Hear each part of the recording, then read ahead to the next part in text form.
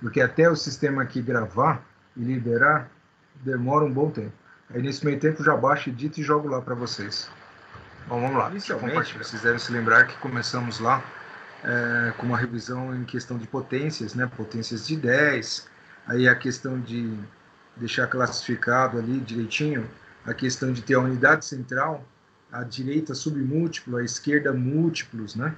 Então agora é a hora que vamos acabar utilizando essas potências de 10 na relação da unidade para múltiplo ou da unidade para submúltiplo. A única diferença em resistor é que não vamos usar as de submúltiplo falando em miliohms, micro-ohms, isso não existe, tá? Então vai ser sempre referido na unidade.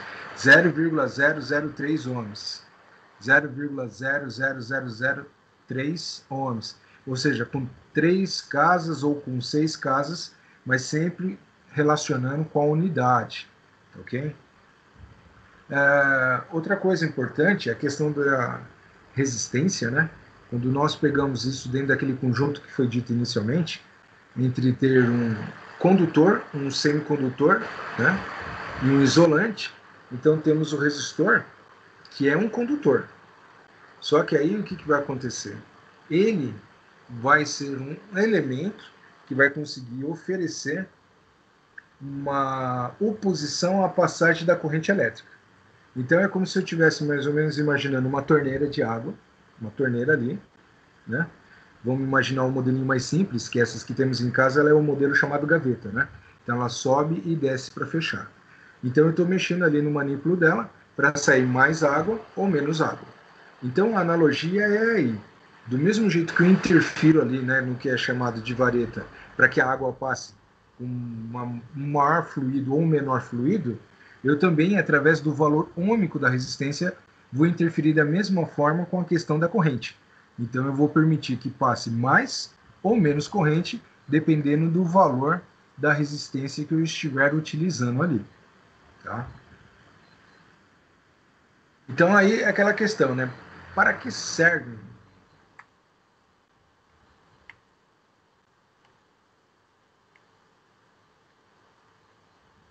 Então aqui temos aí algumas situações. Ao pé da letra como resistência, onde temos aqui a resistência, que é o caso do ferro de passar, a resistência, mas também conhecido como filamento, né? No caso das lâmpadas incandescentes, a resistência dos chuveiros, né?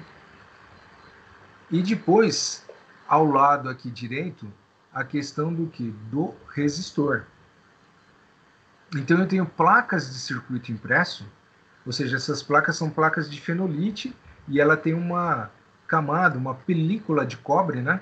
Que depois é toda trabalhada em questão de desenho para permitir a construção de ilhas e trilhas para que você possa soldar. E aí eu uso vários componentes. O mais utilizado, como vocês podem observar nessa placa aqui, é o resistor.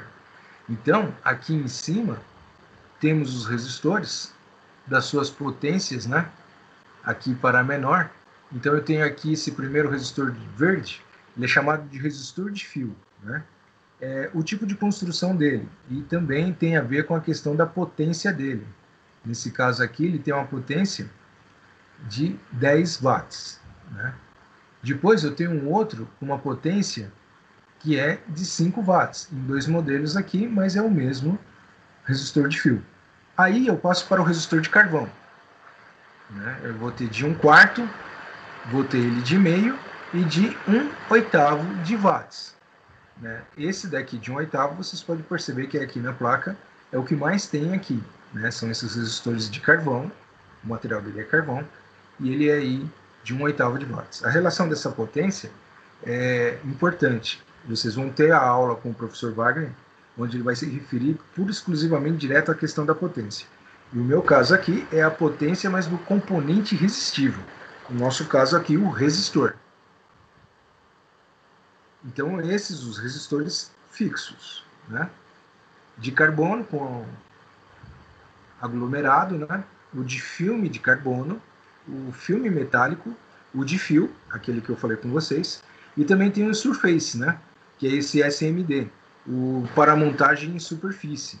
Ele é muito utilizado. Por exemplo, se formos ver o caso de relógios digitais, pendrives, né, que a gente pode imaginar, outros equipamentos eletrônicos pequenininhos, como esses recarregadores, né, de celular, um recarregador automotivo, né, que você usa no carro. Então usa justamente o quê?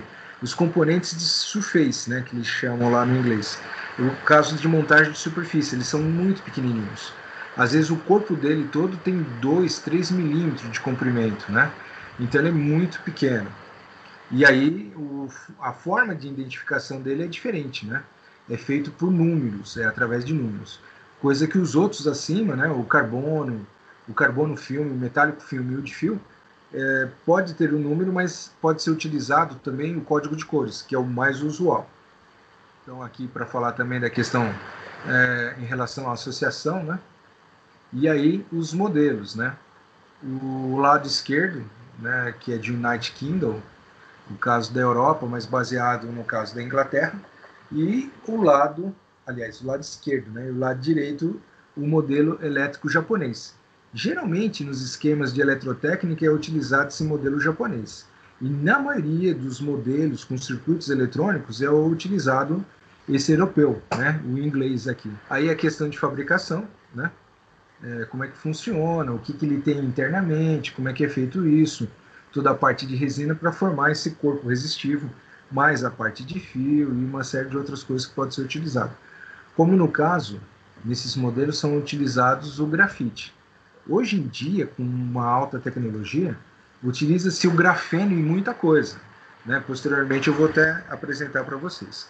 Mas esses modelos aqui, em si, a maioria deles é o que vocês veem aqui: talco, argila, areia ou resina acrílica e também, né, o pó de grafite na mistura.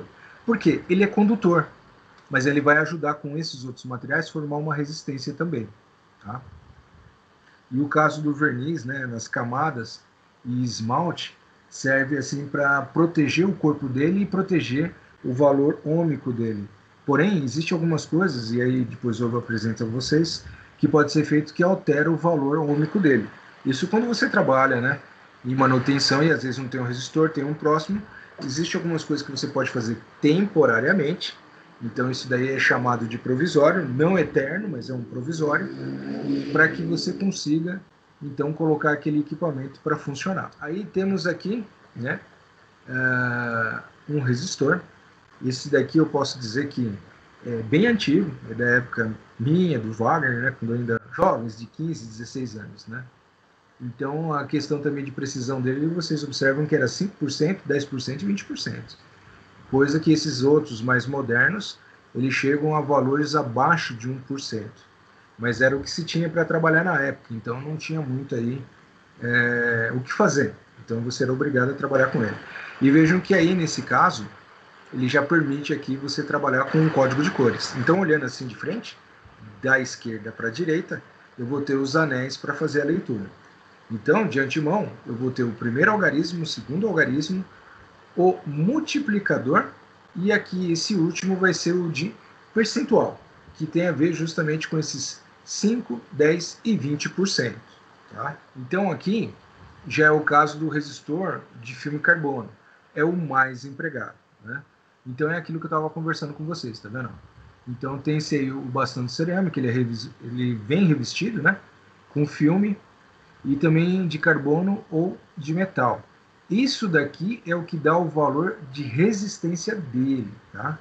Aí a cerâmica é o que permite formar o corpo dele para que você coloque esse material filme, né, de carbono ou metal, formando o valor de resistência ômica dele, tá? E aí vocês vão perceber que aparece, né? Depois ainda mais um outro revestimento aqui em cima, né? Às vezes porcelana, louça, alguma coisa assim, né? Que é colocado, e aí sim é feito o código de cores, né? Em cima dele.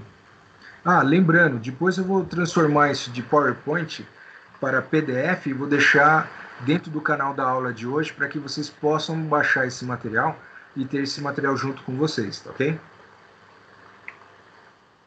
Vamos lá, deixa eu ver aqui qual que é o último, fica mais prático para falar. Então aí a questão das vantagens, né? São resistores mais precisos, como eu havia comentado anteriormente, né? Esse daqui ele consegue ter 1% ou tolerâncias abaixo disso, tá? Então aí a questão de nível de ruído, essas coisas assim, para a gente, assim, algumas aplicações baseadas em eletrotécnica, nem tanto. Se fosse para a parte de amplificador ou a parte de radiodifusão, vai. Então aí sim para a questão de alguns ruídos, mas aí tem outras coisas para se eliminar isso, tá? E em valores, né? Ele pode chegar em valores assim bem consideráveis, tá? Em questão de resistência ou potência, tá? Pode-se existir, no caso, um resistor que leve ao pé da letra essa relação aqui para uso de usina hidrelétrica, termoelétrica, né? As que são de urânio enriquecido, né? Então, no caso, para questão de usos internos, alguma série de situações do circuito lá, sim. Para uso civil, vem aí a parte de resistor, né? No caso, filme metálico. Então, com algumas observações aqui, o que a gente pode destacar, né? A questão da liga metálica, a alta resistividade, né? Aqui, no caso, o óxido metálico, que é utilizado lá, a película, ela é inoxidável e impede a variação de valor de resistência. Isso daqui é ótimo, porque se você vai ter um resistor que seja de 1%, 0,5%, menos de 0,5%, ele também tem que ser estável. Então, o material físico dele precisa ser algo que permita na sua fabricação essa estabilidade também. Aí as tolerâncias, né, dada aí de 0,1 a 2%. Questão de alto custo é aquele negócio, né? Depende aí muito, né? Porque às vezes isso fica num gancho mais assim de produção. Se você compra isso cento, milheiro, não fica assim caro não, tá? Agora, a questão da potência dissipada, sim, e vai ter uma potência pequena. Então, você vai trabalhar com valores de corrente de miliampere para baixo. Então, são valores de corrente baixa. Tá?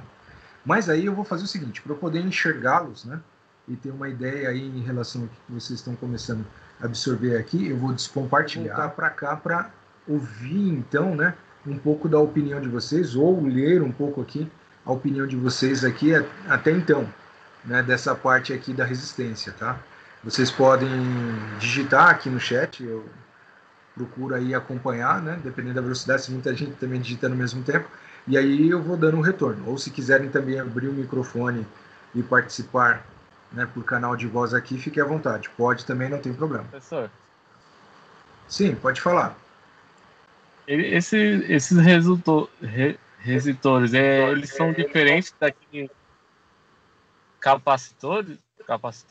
Eles são diferentes ou tem alguma semelhança? Não. Lá na frente vamos observar algumas coisas de código de cores, questões assim do que nós vamos aprender aqui a levar, mas são duas coisas distintas, né? É mais ou menos como eu falar água e óleo, né? Elas não vão se misturar. Então, a questão do capacitor com o resistor também vai ser diferente, porque o capacitor ele vai ter capacidade, como se diz ali, de armazenar cargas. O resistor jamais fará isso. Pelo contrário, ele vai diminuir essa relação, né, de potência aí. Então, se você tem um valor de tensão e corrente, com a aplicação dele, você vai diminuir isso em relação ao seu outro terminal. Por quê? Ele é um componente onde ele tem dois polos, ele é bipolar, né? Então ele sempre vai conseguir dar origem para depois o destino oferecer uma queda de tensão e corrente. Então ele serve para baixar a tensão, né, no caso. E corrente também. Entendi. Ele vai limitar a tensão e corrente também. Ah, tá. Obrigado, professor. Imagina. Pessoal, vocês podem ficar à vontade. Se quiserem falar aqui com o Diego também, pode falar ou escrever. Não tem problema. Eu estou dando um tempinho para voltar de novo ali, de novo para o arquivo. E vou continuar avançando mais um pouco no arquivo, tudo bem? Beleza, professor. Então tá. Então vamos lá. Deixa eu colocar vocês mais aqui acima. Então aí, né, uma referência sobre a questão do resistor de fio, né? O núcleo dele de cerâmica ou vidro. E aí vai acontecer o seguinte, esse de fio, ele poderá ser como aqueles que eu apresentei, mas ele poderá também ser chamado de nuclear. Então ele tem o centro dele vazado. Ah, por que isso? Por conta da sua potência. Vejamos o seguinte, eu mostrei de 10 watts para baixo. Quando ele começar a partir de 20 watts para cima, com certeza ele será nuclear. Então ele é a construção, como está dito aqui, só que ele tem um núcleo vazado para que o ar passe pelo centro dele e ajude com a dissipação de calor, porque realmente ele vai dissipar muito calor. E existem alguns resistores para um emprego maior de potência que eles existem com dissipador. É o caso do trem da CPTM, que fica em cima, perto do pantógrafo. O pantógrafo do metrô é embaixo, então vocês não vão ver esses resistores, porque eles ficam embaixo, então fica um pouco mais difícil. O ônibus da Metra, ele trabalha com tensão contínua, mas como ele tem motor e uma série de coisas, ele também tem resistores, que ficam em outro lugar, com um sistema de refrigeração. E ele também usa dissipador de calor, devido à sua potência também. Tá? Então são resistores que já vão acima, né, dessa situação do resistor de fio.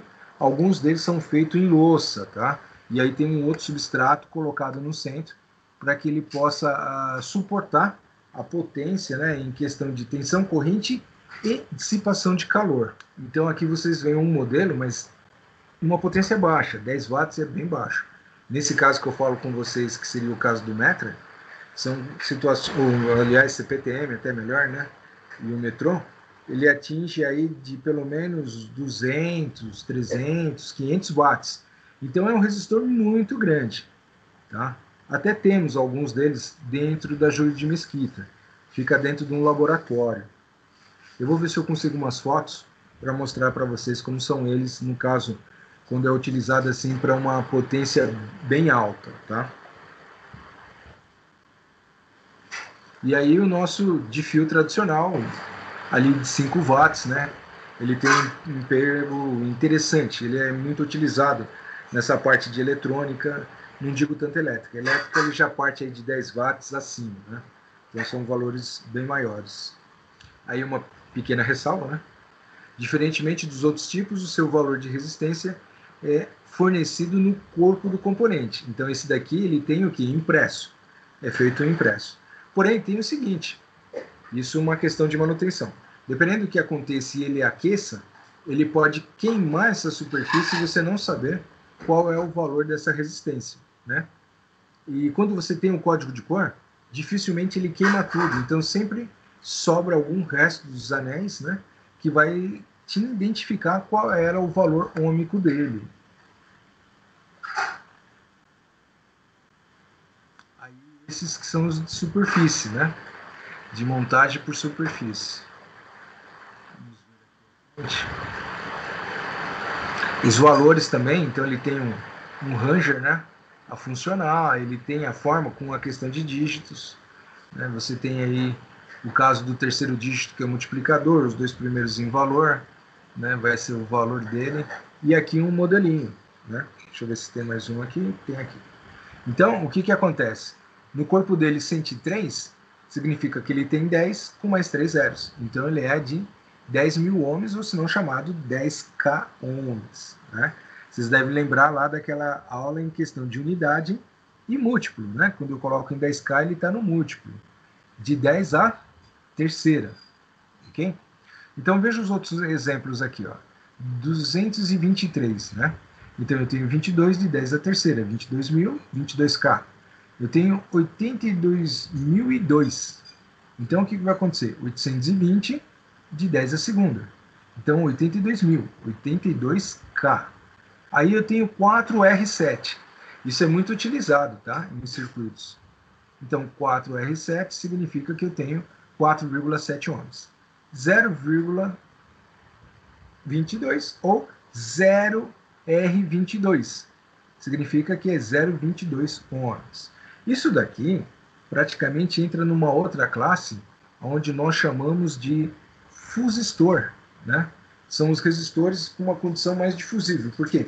Às vezes, dependendo da corrente que você calculou, aumenta e isso acaba provocando o quê? Que ele rompa. Se ele queimar, tecnicamente nós chamamos de fadiga, né? Então ele pode fadigar ou romper aí. Então, em alguns casos, ele pode ser considerado como fusistor.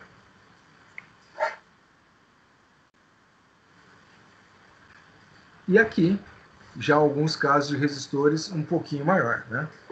com a base carvão, onde que vocês pegam lá, que eu estava falando, né? Depois vocês vão fazer alguns exercícios para saber quando 1/8, meio, 1/4, perdão, até no máximo 2 watts. Quando passar acima, é aquele caso que eu falei de ter o dissipador, né?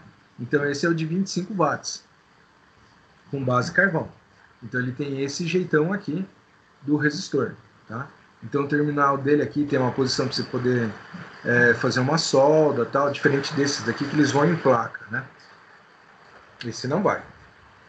Mas ele tem aqui no suporte dele furos para que você possa fixá-lo em alguns lugares.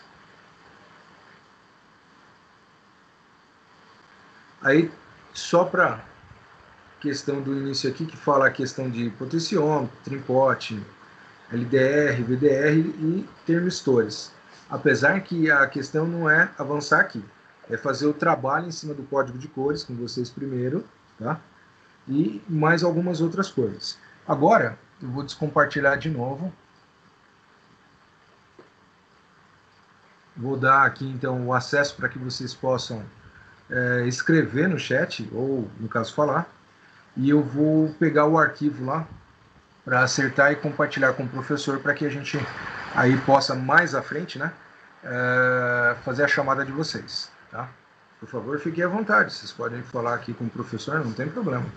Não precisa, né, ter vergonha, não. Professor, esses resistores pode acontecer de estourar, dependendo da potência? Sim. Ele pode romper, né? Ou ele pode queimar. Por conta de você exigir dele além do que ele poderia suportar fisicamente, conforme a questão da potência. Então, isso envolve a questão de tensão, corrente, o seu valor de resistência ôhmica e a sua potência em relação à resistência ôhmica. E no caso, dá para substituir? Se acontecer isso, dá, né? Sim, você pode substituir. Aí você tem de parar o equipamento, desenergizar tudo para poder retirar e colocar um outro no lugar, né? Ou essa queima, ou ele romper. Então, se você já tem tudo isso analisado, aí você desliga, desenergiza e aí você vai fazer a eventual troca. Se não, você tem que fazer a análise para identificar as causas e defeitos, né? E aí sim, você vai poder substituir e ligar novamente o equipamento. Obrigado, professor.